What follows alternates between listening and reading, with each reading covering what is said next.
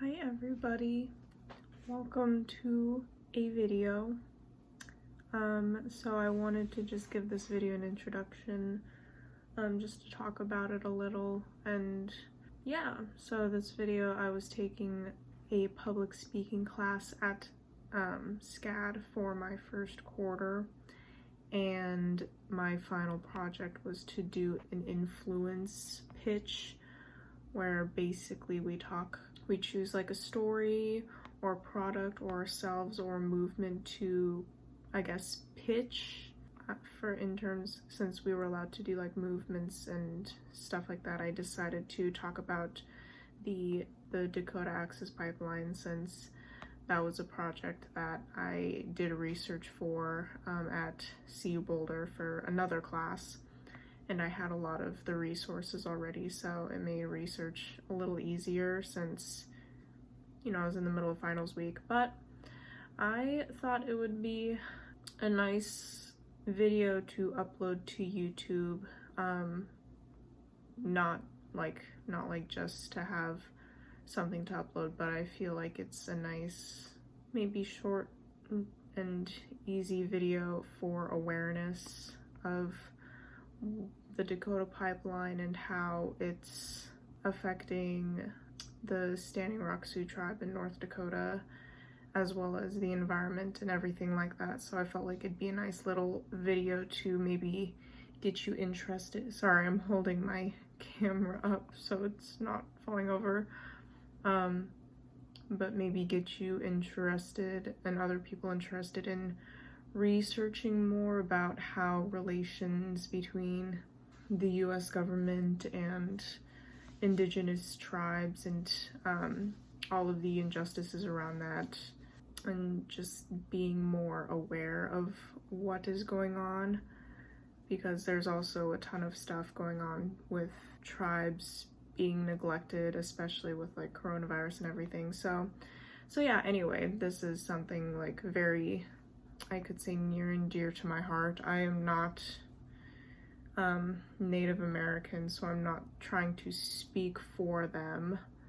However, I've done some research and I felt like it'd be good for me to help use my, I guess, small platform to help spread awareness. So anyway, yeah, I hope you understand what I'm trying to say. But yeah, so yeah, this is my final for my public speaking video. Yeah, hope you enjoy. Thanks.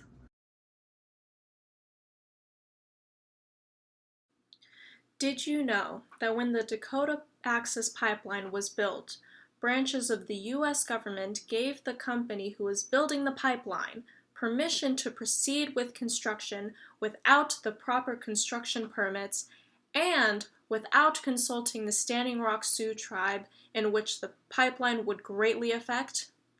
Hi, my name is Jordan Chappell, and I have paraphrased this fact from Walter Magdan's academic article, Indigenous People, Human Rights and Consultation, the Dakota Access Pipeline.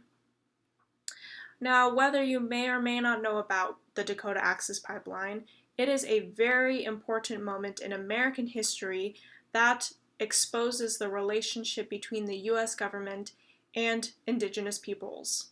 It is also a very good case study in seeing how Indigenous peoples and tribes have continuously been ignored and are pushed to the very bottom of the society ever since the days of colonization. Can you believe that Indigenous peoples are still being pushed aside and forgotten after all of the suffering and pain they have faced ever since Europeans invaded and displaced them from their own lands? Now, to go further into the Dakota Access Pipeline, according to Steve Almasi from CNN, and I paraphrase, the location of the pipeline was placed near Lake Oahe, which is the Standing Rock Sioux tribe's drinking water source in North Dakota, and the tribe highly expressed their high concerns about the risks to their water supply, as well as to the sacred lands that surround the lake that have been there ever since the beginning. Without the proper permits, construction would be very destructive to the environment as well as to the Standing Rock Sioux tribe itself. Unfortunately, the U.S. Army Corps of Engineers gave the ETP, the Energy Transfer Partners, the company that built the pipeline, permission to bypass mandatory building permits. This is one of the biggest mistakes made in this entire project process. And despite this, Donald Trump endorsed the pipeline and denied against evidence that it would benefit his personal interests. According to the Christian Science Monitor, and I quote, Donald Trump owned $500,000 to $1 million of shares in the Energy Transfer Partners, the oil company that built the pipeline. It is very clear that the continuation of the construction of the pipeline has political intentions and motives and has become a big political statement. Now, ever since the construction of the pipeline in 2016, the pipeline had not opened yet in 2017, and it had already had spills. According to the Digital Journal, and I quote, the pipeline had not yet started shipping the proposed 500,000 barrels of oil per day, and the reporting of the April 4 oil spill was approximately 84 gallons. Now, 84 gallons isn't exactly huge for an oil spill. However, the fact that the pipeline had not yet started shipping oil and it had already had an 84-gallon spill is shocking in itself. And this shows that what the Sioux tribe said that they were concerned about had in fact happened. Now, considering all of these cons to this specific pipeline, there are pros to pipelines in general. And according to Holly Ann from CNN, and I paraphrase, the Dakota Access Pipeline would transfer oil from the Montana, North Dakota, Canadian border region down to South Dakota, Iowa, and Illinois. Now, with the transportation of oil, it is very important in boosting the fuel economy, which is a very important part to American economics now.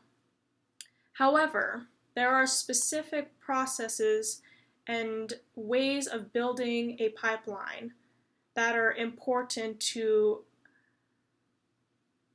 avoid the destruction of the environment as well as to communities. And with all of this, there have been more cons to this pipeline than pros.